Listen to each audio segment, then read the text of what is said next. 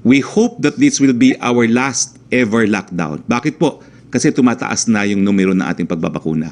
Inaasahan po natin na bagamat ang numero ay tataas pa, bagamat tumataas din ang ating mga nababakunahan na, yung mga nangyayari sa mga bansa gaya ng Israel at Estados Unidos ay mangyayari rin dito.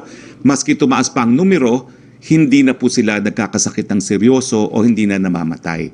So from now on po, kung ma-achieve natin yung population protection, it's the number of critical and serious cases that will matter and the death rates.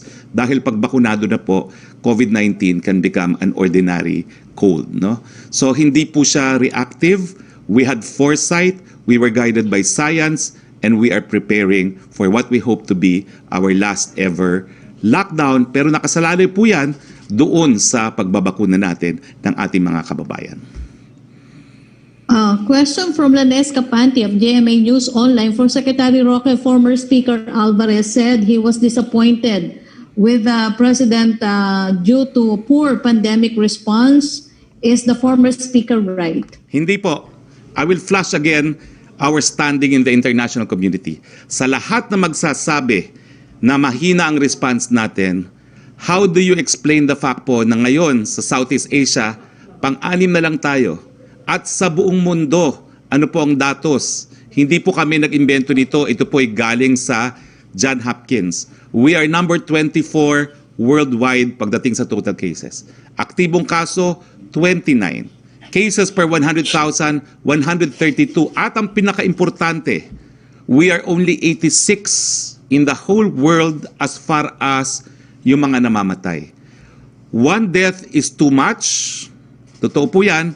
Pero in relation to the whole world, number 86. All those na nagsasabi na mali at mahina ang COVID response, I am sorry, you're wrong, and the data will support us. Okay. Second question po niya, is it true that the DFA was deprived of 30,000 doses of Moderna as claimed by Secretary Locsin? Hindi ko na po pinakikialaman niya. Bahala na po. Kung yan ay nangyari o hindi ko na po alam yan. Sila na po ang tanungin niyo.